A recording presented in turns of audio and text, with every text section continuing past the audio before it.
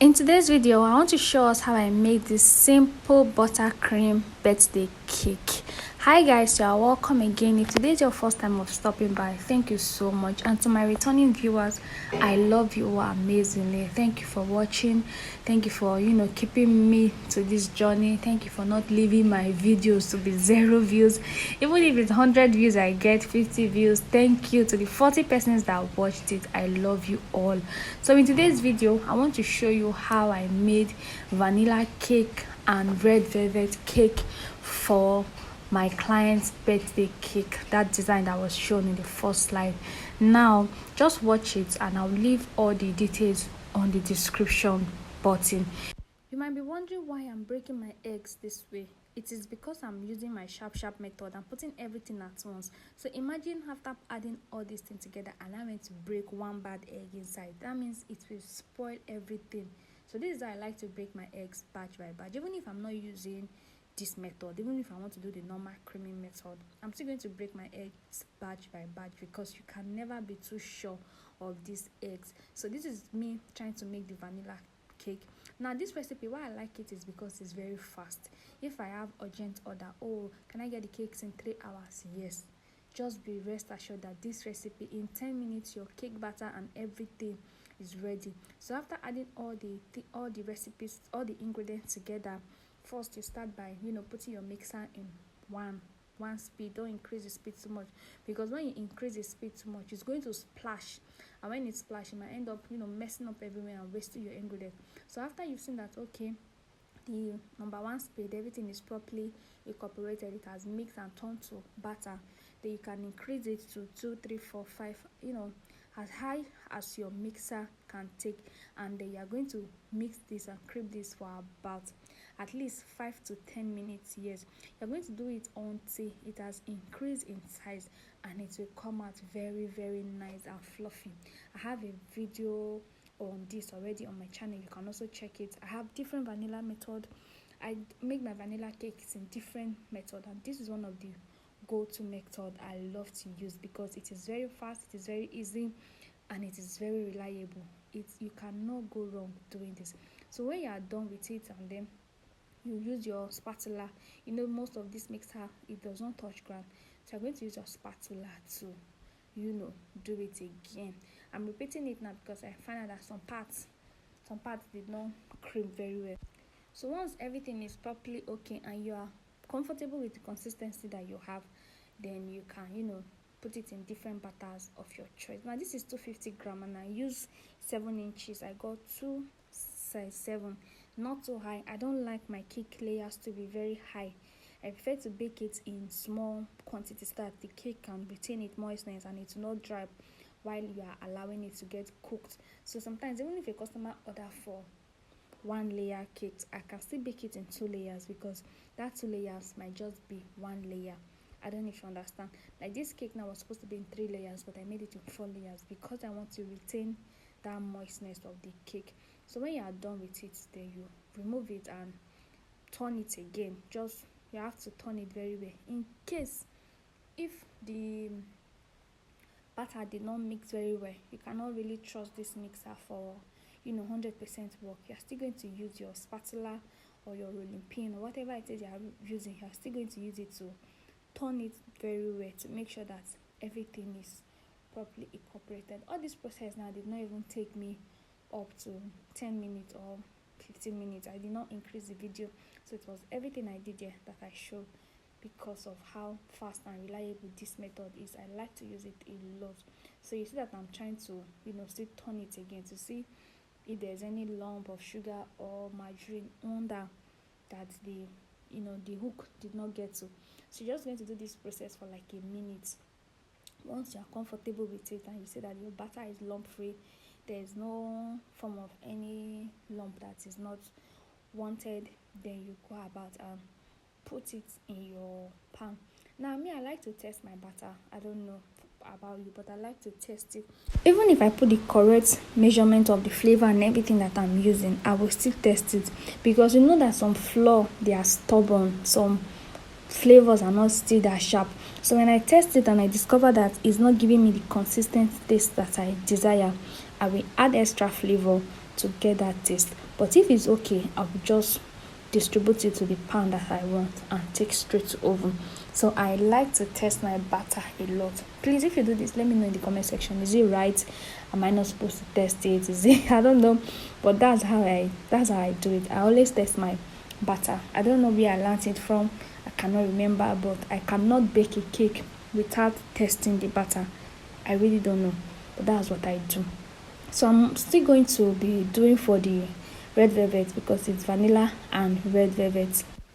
So for the red velvet, you're still going to be using the same method of, I call it the 7 minutes sharp method.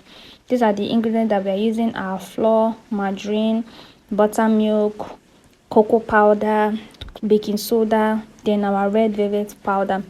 You can use the red velvet liquid if you have, or you use the powder if you have. It can still get almost the same result, but I prefer to use the powder because most of the liquid I see around me is not usually that sharp.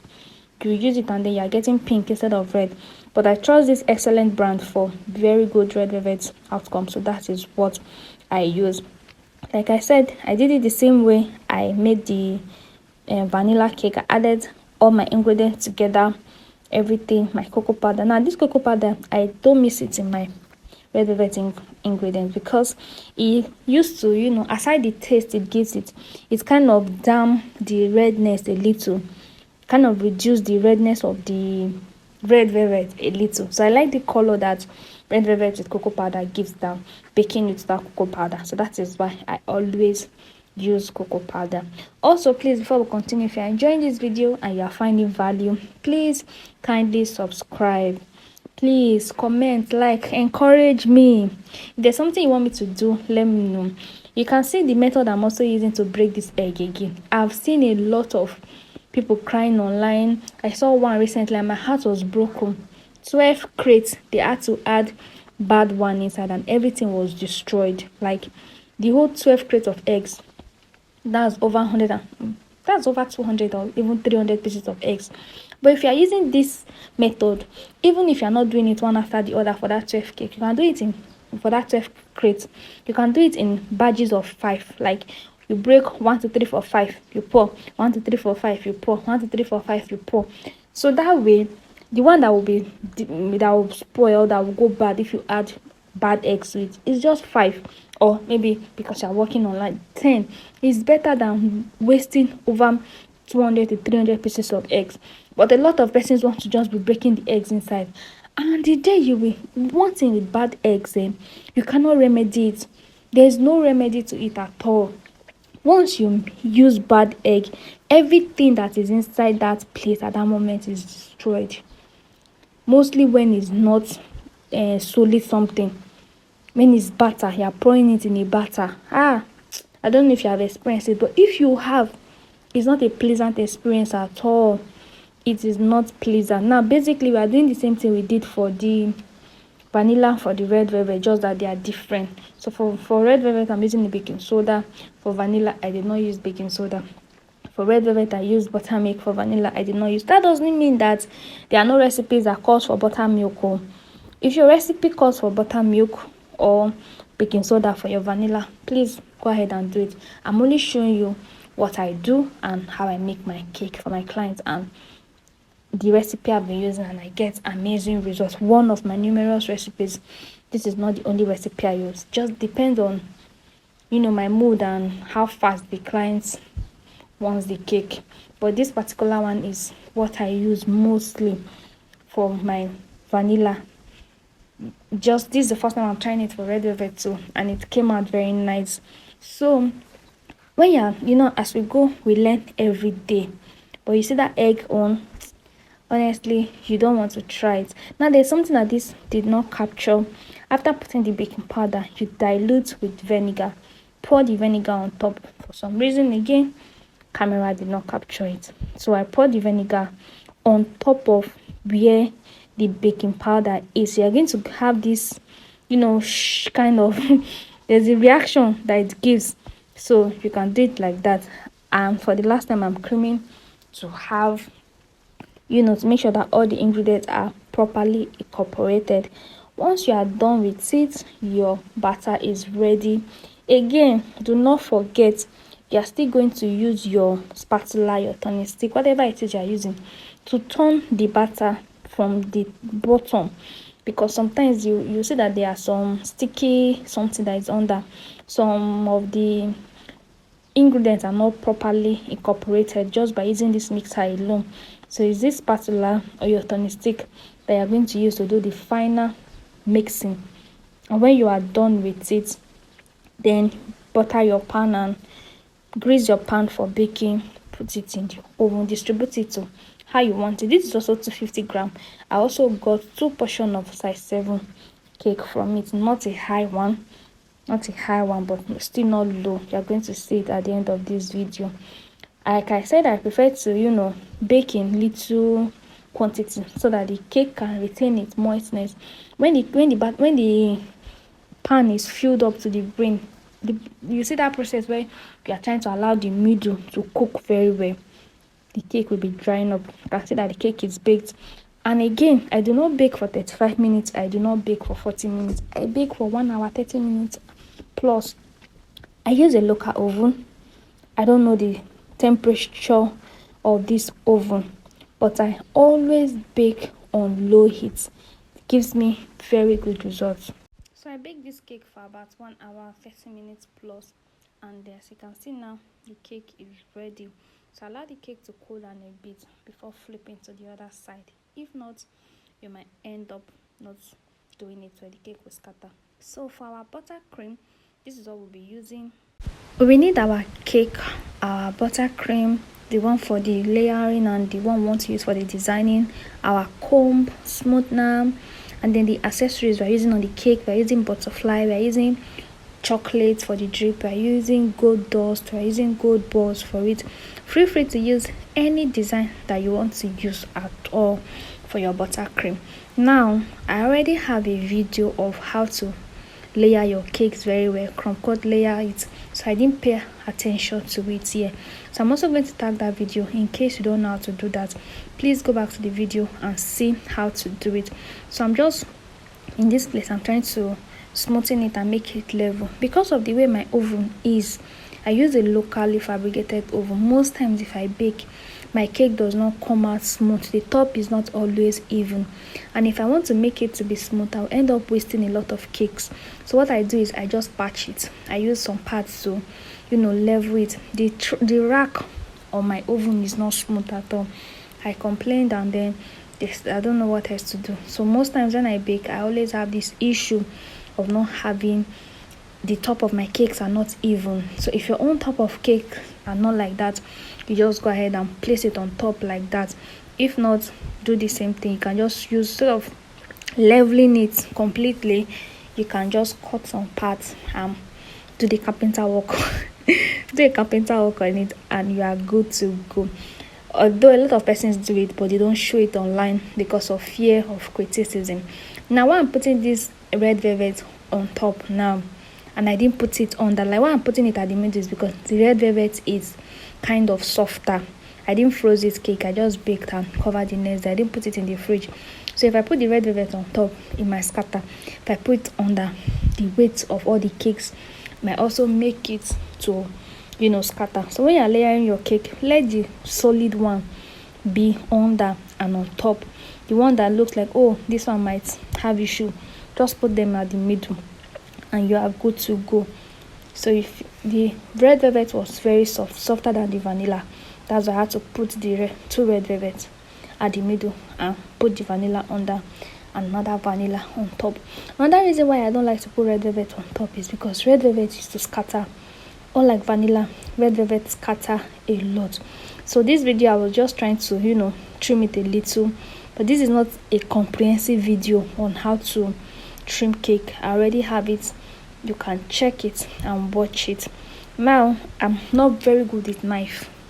I tried, but most times if I use knife, I don't like the result, so I prefer to use this grater. And if you're a beginner too, this grater is going to be your favorite tool for trimming, because you are not trimming it too much, you are not cutting off excesses, you're just using the grater to go around it, and you're looking at it to make sure that you are getting a very good result. Another thing again I do for buttercream cakes is that I don't really trim too much, because buttercream is going to cover it, unlike fondant cream. Unlike fondant cake, when you are doing fondant cake, you're going to make sure that the shape and everything is perfect, because whatever you get from your trimming, when you cover it with fondant, that is what is going to show you.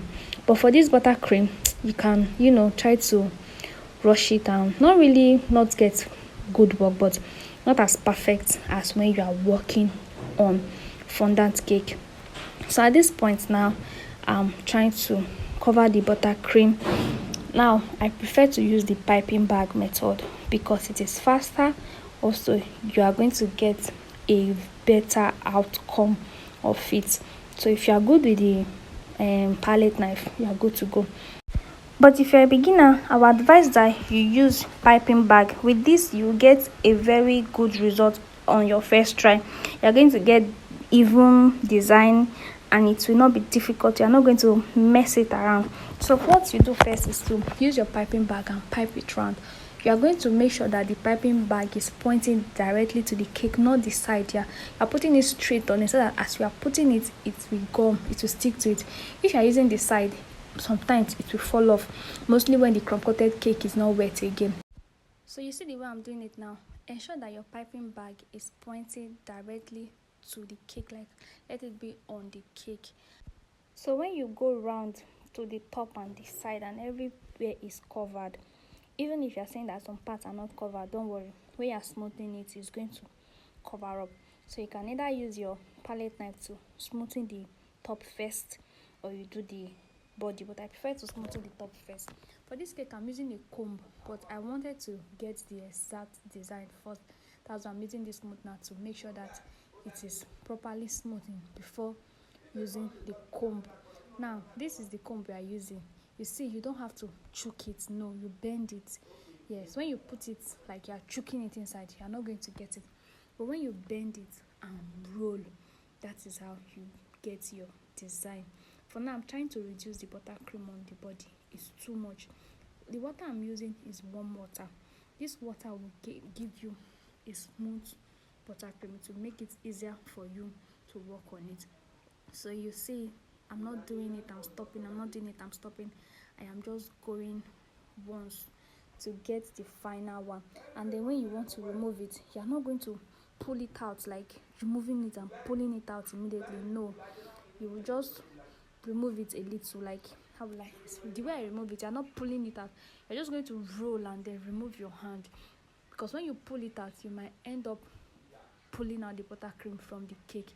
So you roll, you keep going round until you get that neat smoothness, and you gently pull. You see the way I did this 360, putting my hand at the opposite and rolling it at once. That is what it's called 360. You don't have this line that is stopping on it. So at this point now, I also want to do the sharp edge. When you are doing the top, make sure that there is no crumb on the palette knife. You do one, you remove, you do another one, you remove. That way you're going to have a very smooth buttercream top. So at this point now, we are done with the cake covering. You can go ahead with any design. We are using for the drip, I melted chocolate for it. So this is very simple. You can use your oven. If you don't have, you can use the preheating method. Put it in a pot and melt. I added a little bit of margarine to it so that it will flow, so that it will not be too thick. So that is it. You can do it the way it is. Please, if you have not subscribed, kindly subscribe to my channel, turn on your notification bell, and also leave a comment, like, share, encourage me. And I will see you on my next video. I'm just going to use music to end it. So just watch and see how we're able to do the design.